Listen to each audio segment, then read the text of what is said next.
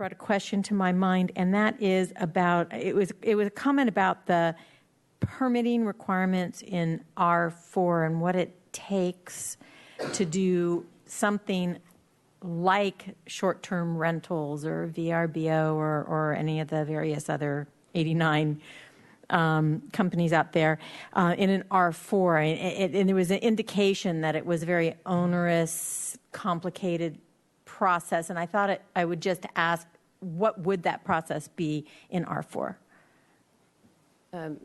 Mr. Chair and Commissioner Peugeot, I believe are you asking what is our current process today to try to permit a vacation rental in an R4 zone? Correct. Or are you asking That's me to correct. think ahead about home sharing? Okay, so currently today it is a challenging process, and we did admit that to City Council, that the current rules we have on the books were not made or written to accommodate vacation rentals.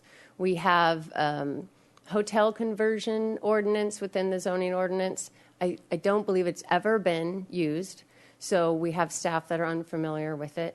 That applies to somebody trying to convert more than one unit on a lot. So if you're talking about just, let's say for simplicity's sake, we're converting one unit, there are quite a number of rules that come into play. We've not been asked to do that until recently, so we are learning along with applicants. I'll admit that, but we have, for example, because it's considered a non-residential use, there needs to be an allotment of non-residential growth management square footage, which is why one of the speakers referenced that ABR review was required, because it tripped the threshold for a development plan. If there are external changes, then there would be design review. There are potentially building code upgrades. It's really, each case is very different. That's why it is difficult to try to encompass it in just one handout or one guide for people. We are learning, though, and we are hoping to make that a little bit less painful, but admittedly, it is challenging, and we're just trying to go down this road for the first time in the last few weeks.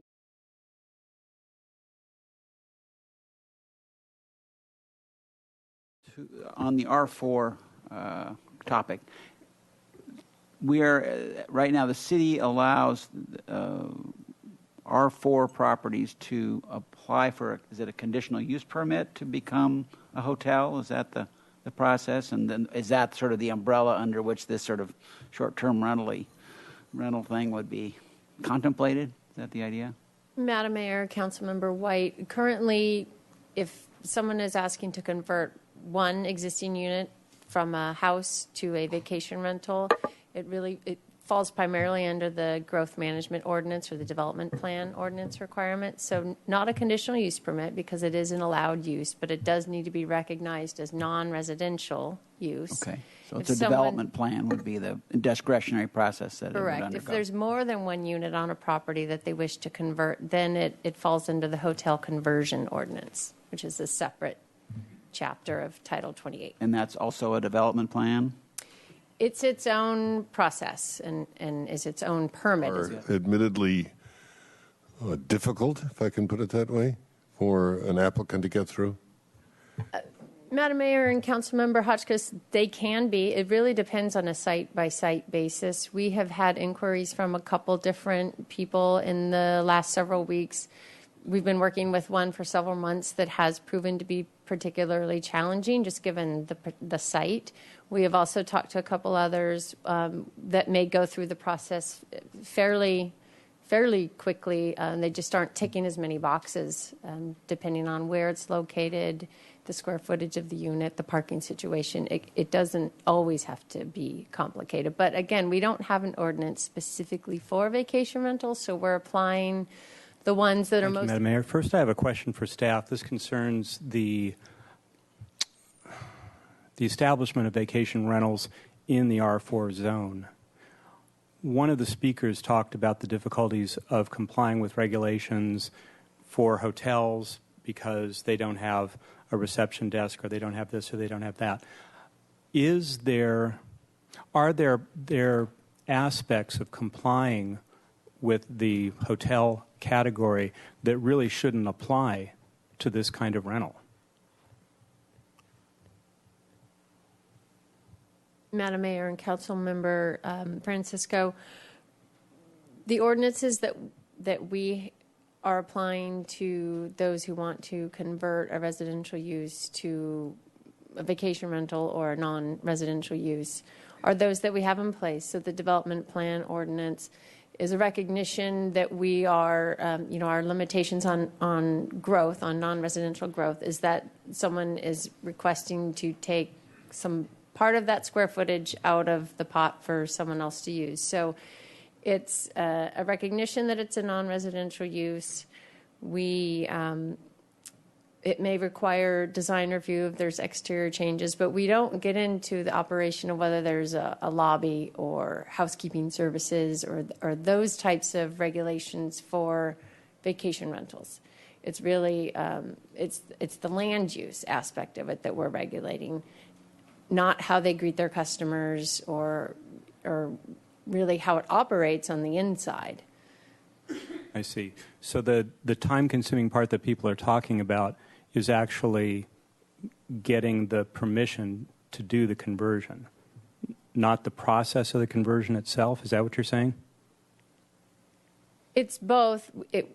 We've really only had one property owner to date who we've had a protracted discussion with, that we've really dipped into every possible ordinance that could apply. And so it's not just the conversion from residential use to non-residential use. We have to ensure that the adequate parking is provided. We could trigger some building code upgrades. There's water meter requirements if you're trying to operate a non-residential use adjacent to a residential use. So each situation is so different. It's hard to say that there's one process that someone would go through. Now, if it's a property in a different part of town, a smaller unit that is not trying to have a commercial use right adjacent to a residential use, could perceivably go through the process fairly quickly. Okay. Well, I guess I'm not clear on that. Mr. Beal, did you want to add to that? Yes, thank you, Madam Mayor. Councilmember Francisco, I think from Ms. Haller's perspective, our process is very convoluted, very complex. It's very expensive, and it takes a long time. As City Planner Brooke explained, yes, our dedication of commercial square footage, we're really focused in our general plan. We're very focused on housing and limiting commercial development. If the council at a policy level wanted to say that vacation rentals, home sharing are a different type of land use that would not necessarily be under these certain types of regulations, the council could simplify that process, provided that we could get through the CEQA process. And we haven't thought through that yet, but it could be complicated for us to get there. But from Ms. Haller's perspective, definitely, it's very, very difficult and cumbersome. But again, you could give us direction to simplify that, and we would do our best. Okay. Well, that seems to me a topic worth discussing. I'm not going to be around to discuss it, so that's easy for me to say. But it does seem like an issue. I don't know if I speak for the entire council, but I think that at least I believed that the allowance of vacation rentals in R-4 zones was an acceptable use, just as a hotel is an acceptable use in the R-4 zone. So I don't see the value of placing enormous burdens in front of someone who wants to accomplish that. Madam Mayor and Councilmember Francisco, the counter-argument to that you've heard previously that you did not hear tonight are the hoteliers that would say there needs to be an even playing field between the vacation renters, the home sharers, and the hotels. The hotels have to have the commercial square footage set aside, and so should the entities that hope to do the same type, conduct that same type of land use. Currently, the R-4 does allow, through it sounds like a very complicated process, be able to have a vacation rental. And are we looking to make that easier or keep it as is, or what was the what's the thought there? Where's that talked about? The Planning Commission? Madam Mayor, I believe I understand your question, but please let me know if I didn't. We do have a series of existing ordinances that apply to someone who wants to try to permit a vacation rental in a zone that allows it.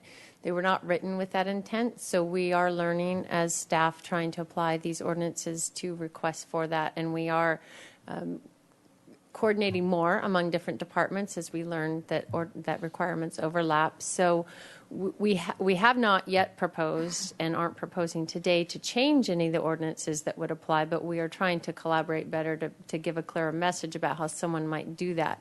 We also have not proposed making any changes to the ordinances to date to apply to home sharing. Right now, there is not a mechanism for someone to permit a home sharing operation in the city. Going to end up doing exactly the same thing that we just did today.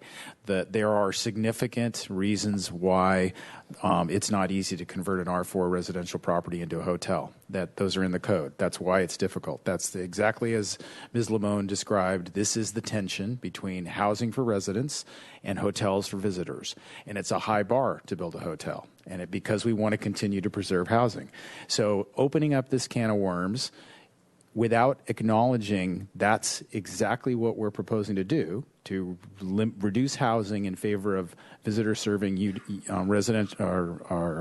rental units, is just continuing to do the same thing and send confusing messages. So we're asking staff to do a bunch of work to describe the process where we would change the R4 zone to make it easier to build hotel units. No, we are asking staff to write a memo to explain the current process of what is allowed in the R4 and other zones as was described. That's it.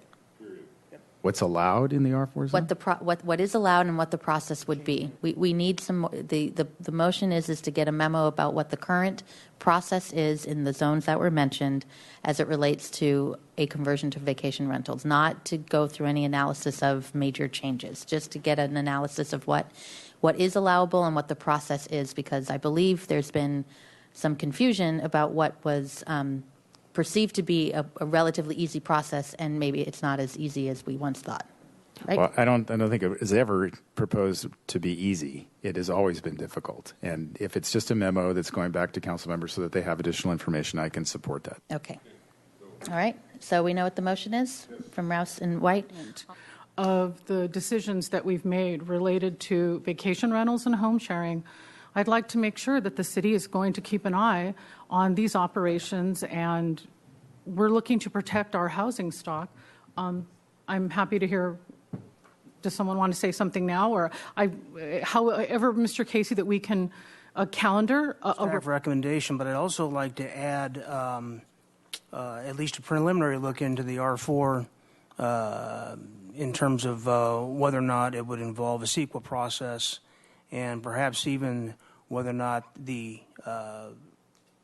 potential conversion of residential would involve a commercial designation and therefore be subject to the limitations of a commercial development, or if it could be reclassified and what the process would be there. So we could at least take a look to see if it's worthwhile having staff go further in developing an R4. Anyway, that's... Do you want that in a memo? Do you want that to come back to council? What would you... I would like A that. suggestion? I would actually like that to come back to council, because I think this discussion is going to be ongoing, and I think that we should approach it in a public way. All right. Is there a second to that? First of all? I'll second it, and I agree that to ask the question that on the R4 issue, is there a nimbler way for R4 to accommodate this use?